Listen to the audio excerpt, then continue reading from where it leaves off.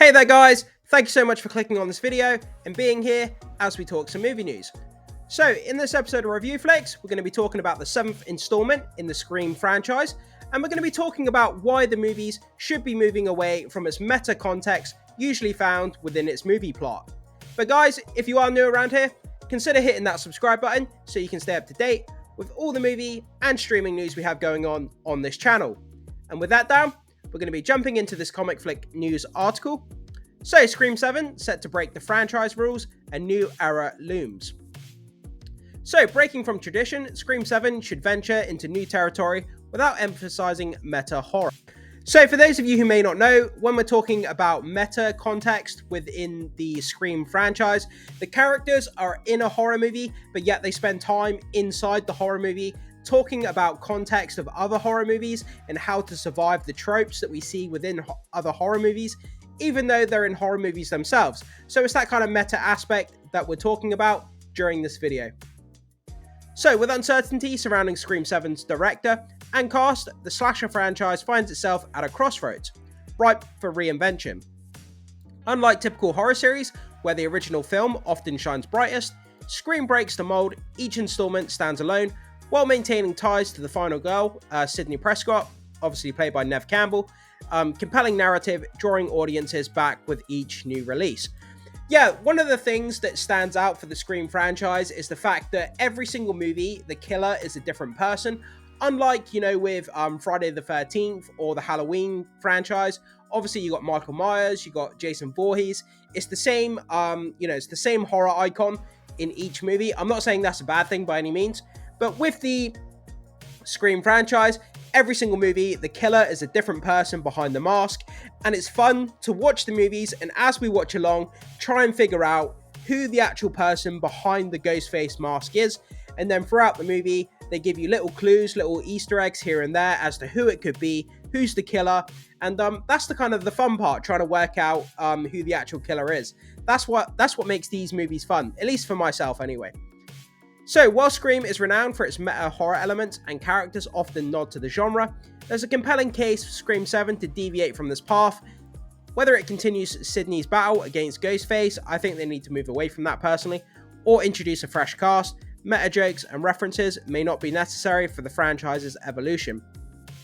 Yeah, for me, I find it quite jarring. You're watching a Scream movie, there's a scene where someone's being murdered by Ghostface, then we cut to a scene where there's a bunch of college kids standing around talking about horror movies and horror tropes and, how they should avoid the horror tropes within movies. And obviously they're commentating on horror movies while they're inside a horror movie, so it's that kind of meta kind of talk. And I think it's kind of a bit cheesy, it's a bit corny. I think the whole meta aspect of the Scream franchise is played out. And like it says here in this article, we need to move away from the meta side of the franchise. Let's make it more serious, let's make it more gritty, and more serious and grittier than it can be. But yeah, definitely move away from that meta stuff. It's a bit cheesy, and I think it's thoroughly played out at this point.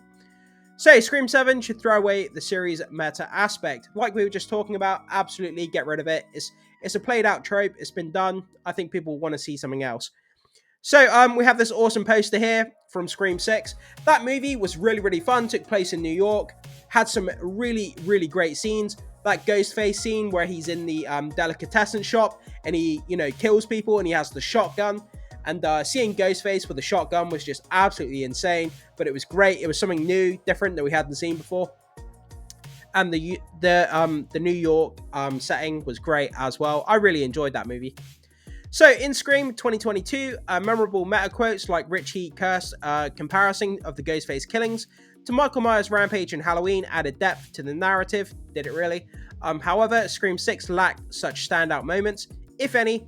Consequently, Scream 7 should consider abandoning this aspect of the franchise altogether. Several factors support this decision.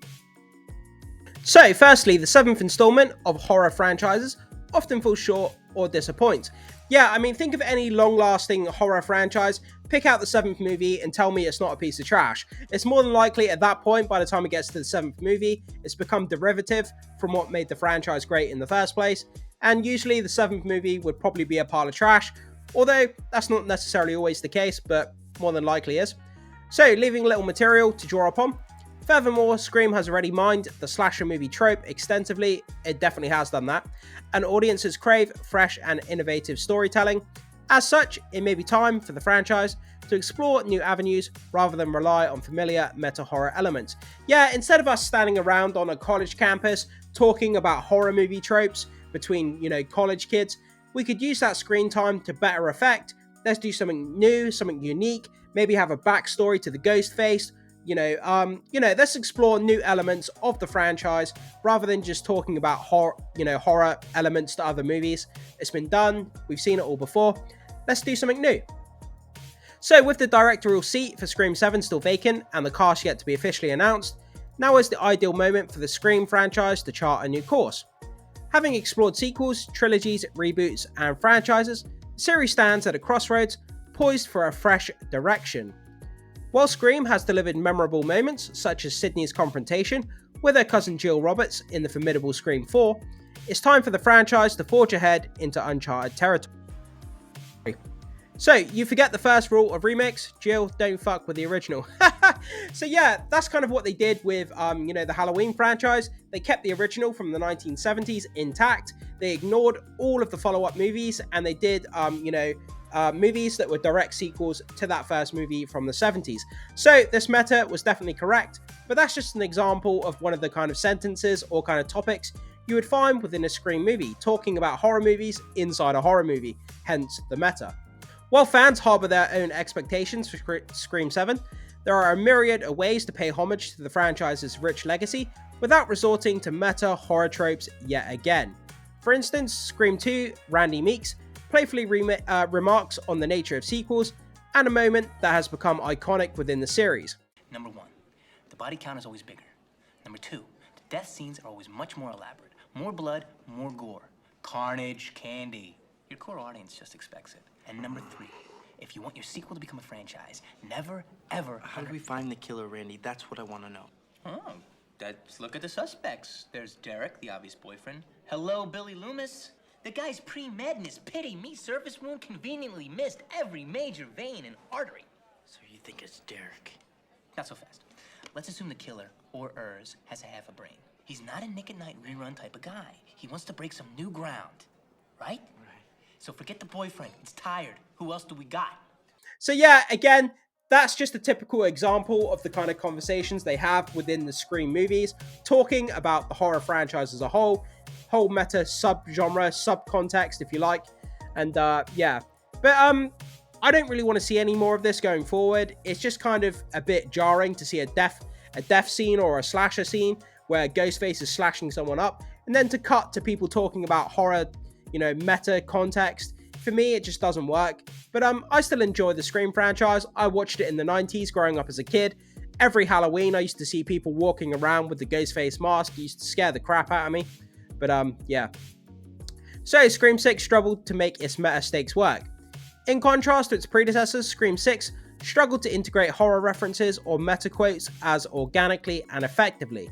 The absence of memorable and witty jokes or clever remarks about the 6th installment in the franchise led to characters making random statements that failed to leave a lasting impact. In Scream 6, Mindy Meeks, Martin, portrayed by Jasmine Savoy Brown, emerges as the primary source of meta quotes. However, at the conclusion of the film, she delivers a line that is sure to leave an impression. So she says, quote, "Not every movie needs a post-credit scene. I got it wrong again. Fuck this franchise." So yeah, it's just talking about the movie within the movie. Yet again, meta context, we could do without it. Let's move on to other things. While Mindy Meeks Martin may deliver several meta quotes throughout Scream 6, they may not reach the same level of wit or wisdom that Randy's iconic speech in the original Scream regarding the rules of surviving a horror movie. Randy famously advises against being intimate, using substances, or stating intentions to return to a room. He elaborates, quote, "Number 3, never ever under any circumstances say I'll be right back, because you won't be back. See, you push the laws and you end up dead. Okay, I'll see you in the kitchen with a knife." It's so cheesy. It's just like, but then again, these movies, they came out in the 90s, and 90s movies were all about the cheese, so I kind of get it to a point. So Scream 7 can be a reinvention. Scream 7 must embark on a path of reinvention. introducing fresh elements to revitalize the franchise, whether by ushering in a new final girl inspired by Signy's legacy, or delving into substantial storyline for Hayden Panettiere's character, Kirby Reed. The film should eschew the meta aspect and usher in a new era for the series. The approach not only opens up new avenues for storytelling, but also lays the groundwork for the franchise's continued expression beyond the 7th installment. While Scream's aficionados are well versed in Randy Meek's horror movie rules, the concept of the final girl and the motivations behind each Ghostface killer, there's ample room for Scream 7 to embrace a more straightforward horror movie narrative. With its trademark blend of intelligence, humor, and memorability, the film is poised to deliver another exhilarating installment in the beloved franchise. So yeah guys, that's where we are, talking about the meta within the horror franchise of Scream. You know, we could do without it. It's been fun while it's lasted, but it's that kind of 90s cheese horror meta aspect. It's outgrown, it's now 2020 and beyond. You know, I think people are kind of a little bit tired of that meta trope. Let's move away from it. Let's get the franchise back on track. Let's reinvent it for a whole new generation. Let's make it more relevant than it ever has been. Let's play on some political, situations. Let's make it meta in that aspect, or something around those lines anyway. But I think they could reinvent this franchise. It could be more popular than it's ever been. The horror genre as a whole is, bigger and better than it's ever been. And Scream should be right at the top of the pile because Ghostface is such a cool character. But guys, jump into the comment section. Let me know what you think about this. Are you looking forward to Scream 7? And do you, like me, think that they should move away from the meta aspect of these movies? Can't wait to hear what you have to say. Thank you so much for watching, and I will see you soon.